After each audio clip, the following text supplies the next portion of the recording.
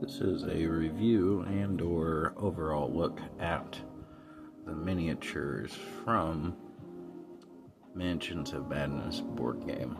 I recently acquired it and figured I'd show off some of the minis that come with it and just kind of give my thoughts and opinions. There are a number of what I guess are called investigators and or survivors characters, each one having very individual sculpts. Not terrible. I believe they're still 28mm in size. And different characters that have different scenarios. In the board game, I haven't played it before, but I've been wanting to get my hands on it for a while. This one makes me laugh. This is very much a Velma character. I don't know if they did that shit on purpose or not, but when I saw her, I was thinking, oh, maybe some of the other investigators are going to be mystery crew characters or not, but yeah, it's a pretty good sculpt on these individuals. The faces are extremely detailed compared to most miniatures that I see. And their clothing is pretty good too. It looks like the weird mixture of modern day clothing and kind of Victorian era clothing with some of the characters. I would assume that they're supposed to be more Victorian age, considering it's supposed to be an H.P. Lovecraft themed game, but one or two miniatures have more modern looking clothing, especially some of the like townsfolk. Looks like they're wearing old jeans and button down shirts. I like work pants and work shirts.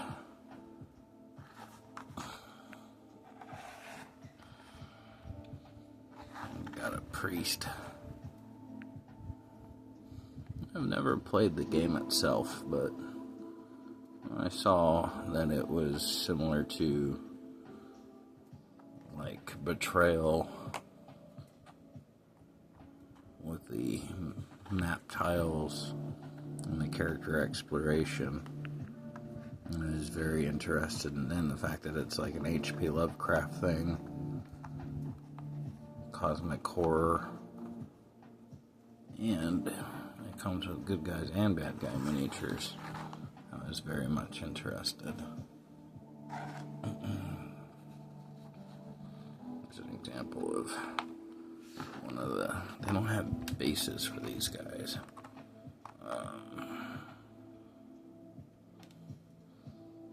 Like civilian survivors.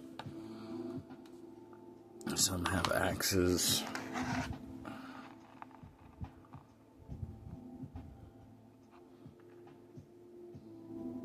Baseball bats and shovels.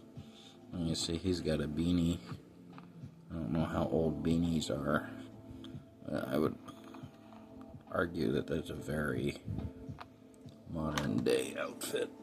Let's see here. Shovel guy. Now, I tried spraying them with my spray paint that I use for priming, because I'm going to paint them all, but they came in a dark gray vinyl plastic. None of these were assembled off the sprue type miniatures. Got another priest slash like cult leader dude here, kind of Pope looking, with a scepter. And we got these bigger kind of zombified thugs with nail boards, kind of orc sized. compared to a normal human being. So I'm assuming that they're some type of Shoggoth Deep One minion, especially since they got these odd faces, very strong jaws and very large mouth.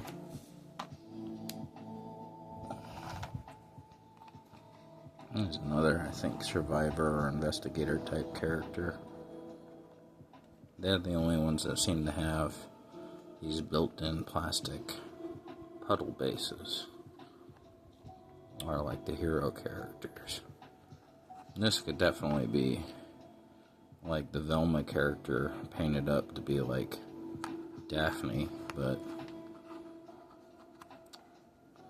I'm only also saying that because I also ended up getting another similar board game that is actually Scooby-Doo themed. These are some type of deep one, scaly fish lizard critters.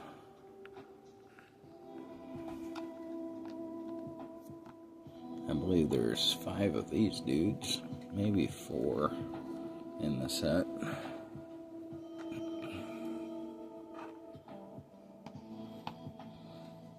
These kind of winged serpent things, very much snake body, serpent head with bat wings.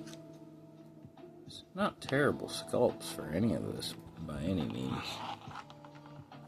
I'm actually very impressed with pretty much everything. Here we have more demented minions. This guy is chained up, looks like some kind of zombie or something, but he's restrained by chains and ropes. And there's a couple of these, along with them big hulking brute dudes from earlier. There's another example of a townfolk dude with a tool, but he's more zombified than the rest. Torn up, peeling, barnacle-covered legs, messed up clothing. He's got a hoe for a weapon, rather. He just does not want to stand. Definitely kind of a zombie pose there with a broken stance. But, yeah. And then, of course, you got your cultists and their robes with their symbols to summon your Cthulhu.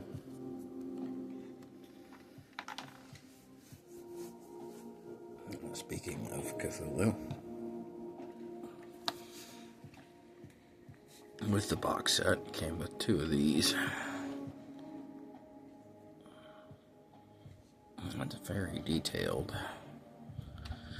He's going to be interesting to paint. I still don't know if I'm going to do the stereotypical dark green gooey mess Cthulhu, or maybe even try to find a paint scheme that I like from like an actual octopus I could then use as a template for painting him and the other one, because there's 2.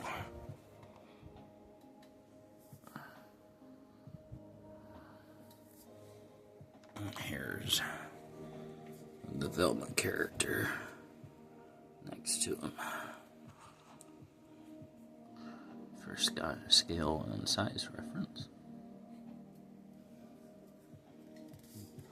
And overall, that is the main bulk of all the miniatures that come with the game. A lot of them come with standees. You'll see one of their feet will have this little circular peg that you can plop them into a stand, and then a stat card will plug into the bottom of the standee, so then they can have alternating cards in play or characters in play on the map at different times, so you don't have to glue them to their bases permanently, so you could swap out critters and stuff. Even the big monsters like the Cthulhu creatures and the winged serpent have their own little square bases that they can sit on, but the two of them don't seem to have the peg that mounts them to their base. I am going to be painting up the set, and I will gladly do a review of the game if I ever end up playing it, or I'll just use the miniatures like I do for most things. Agnostic games where I can use the miniatures for anything from different war games to survival horde environment games. But I'm very happy with the minis that come with it, and the amount of the minis that come with it. It's pretty decent. It's not like a whole army or anything, but it's enough to definitely get through a scenario. From what I understand, there are expansions with more creatures and stuff that you can summon and or fight. More Shoggoths and Dagon critters and stuff like that. Deep ones and fish people and stuff like that. I thought I saw these weird dog-like Cthulhu creatures with the octopus heads, but like dog-shaped bodies. Those will be interesting to get a hold of. I am going to have to reprime some of these because they did not take paint correctly, but I'll get around to painting them, and then when I paint them, I'll do another video showing them off. But just happy to finally get my hands on the game. I've been looking for it for a minute, and I found it for sale for like $50, so I grabbed it. And that's it. That's the miniatures from this set. Thanks for watching if you care.